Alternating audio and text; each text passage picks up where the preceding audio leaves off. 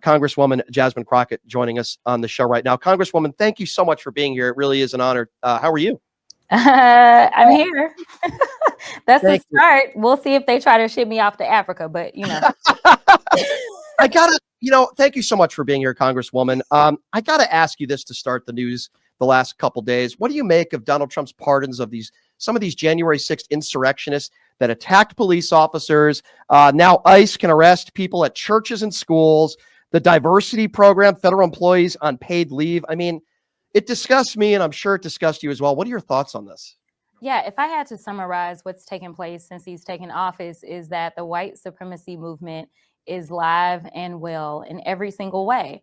When you talk about the January 6ers, we know that many of them were members of or are members of white supremacy organizations, whether we're talking about the Proud Boys or whether we're talking about the neo-Nazis. I mean, this isn't me just claiming this is what it is. You can go out, do your own research, and you will see. So that's what we saw with allowing those criminals to roam, because they're not a problem so long as they're white supremacists. And so we also see with the whole, go kick them all out, like let's go round them up and make sure that they all leave.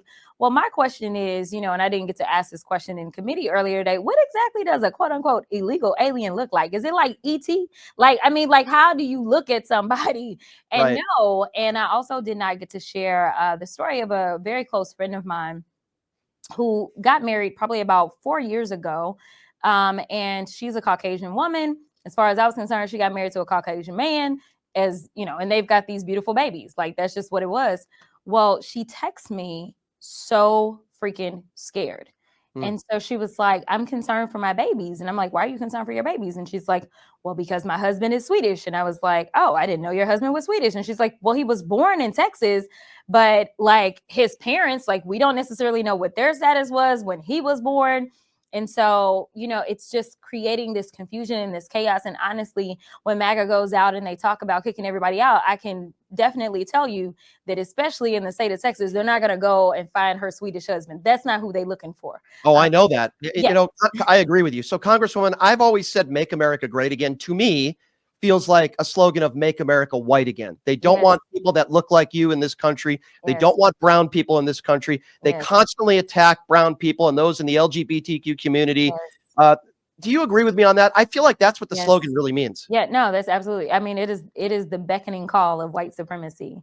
And it really does feel like the Great Purge. I mean, even when we look at, how dead set they were on even things like such as getting rid of the Roe decision, when we look at the numbers, they really were trying to get their numbers up, because in this last census that we had, it was the first time in which the white population did not grow. It's the first time. I mean, even when we look at the state of Texas, they did add some white folk, but it was 180,000 of the 4 million that were added. And so it's the coloring of America that is their biggest threat. And that is why they will vote against their own interests. That is why they don't care about the price of eggs. That is why they're not asking, well, sir, you said, before day one, you were going to fix these prices. Why are you now, you wouldn't even allow us into the chamber to come and see you. Like, did you forget about us? It's never been about them. It's been about this very whitewashing of America. Agree. Congresswoman, I'm sorry I even have to bring up this woman's name because I think she's utterly despicable, but just for argument's sake here, if people want me to bring it, Nancy Mace. I call her out every day. I think she's a show woman in an aspect. She just wants to raise money.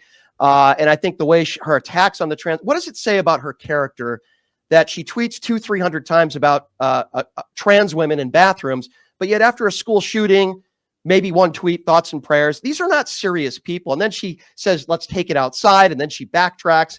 Have you even talked to her since that conversation?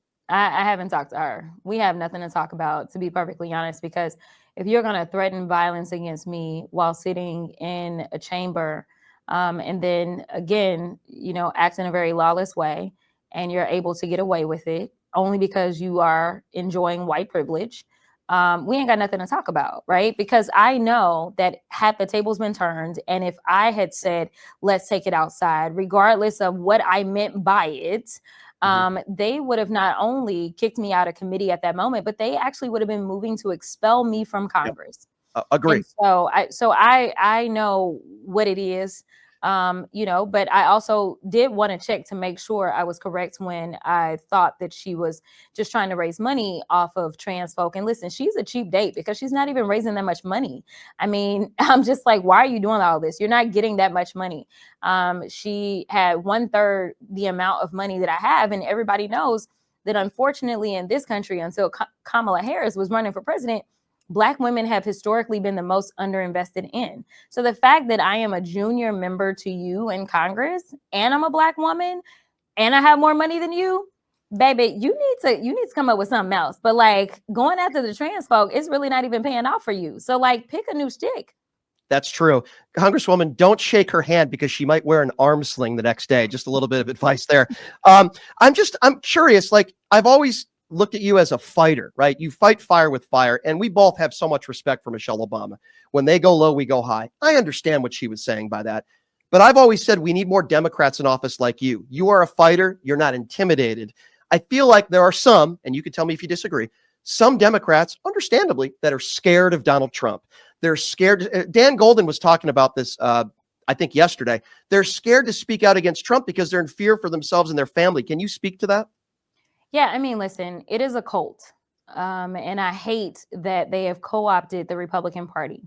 There are what I consider to be real Republicans where we definitely disagree on policy and won't necessarily find middle ground on certain things, but we absolutely work together where we can.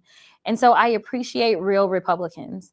But right now, if you consider yourself to be a real Republican, then I'm telling you to run, honey, run so fast, because MAGA is a cult. And what you have with cults is you have violence to make sure that you can keep people in line. And so while he doesn't necessarily have to do the dirty work, he has people such as the 1,500 people that he just pardoned from January 6th to go and do his dirty work. And so, yes, unfortunately, members like me, like Dan Goldman, like Eric Swalwell, like AOC, we absolutely get death threats. And I just want to be clear, anybody that wants this smoke, you can come get it.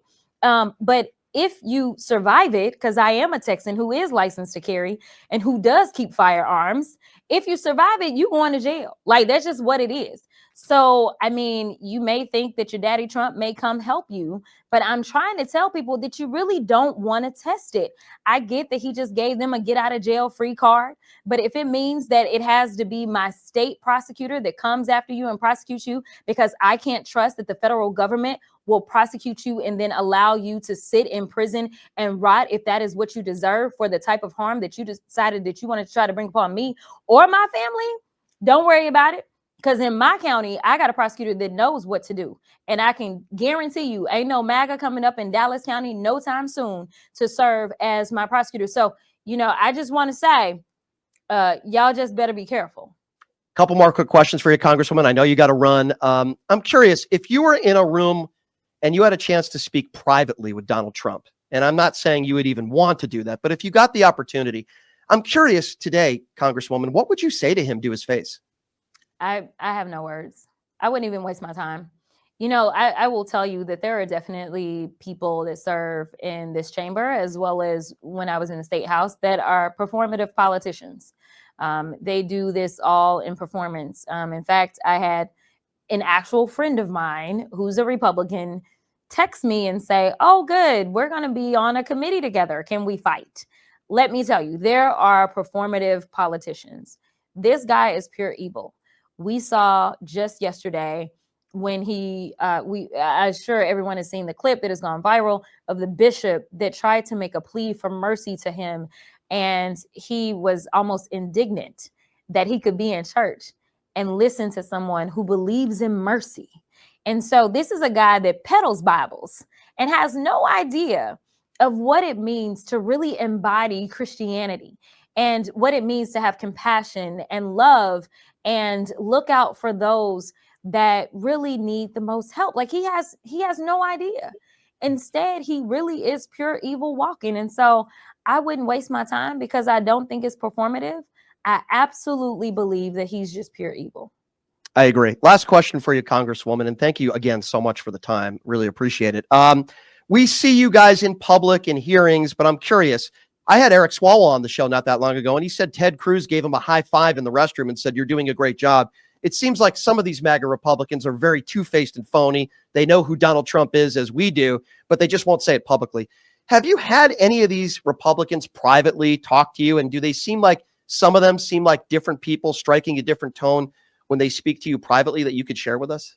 Not MAGA. No, not the MAGA ones. I mean, I do have other Republicans that vote for all of the terrible policies that MAGA pushed forward. Yeah, absolutely. But as far as the majority of the conversations I have with Republicans, they come up to me. They're usually very polite. After I had the little situation with Marjorie, there were men and women that were like, "We love your eyelashes." Like, basically, they didn't want that smoke. They went out of their way. To really, I've had them compliment how I dress. We've had conversations about our districts. So I will say that while I disagree with the fact that they failed to stand up for some really bad policies, and they kind of just fall in line, I will say that I've not had anyone that is MAGA, like like the MAGA brand, that has been any different behind closed doors. Just since you brought up Marjorie Taylor Greene, one last question.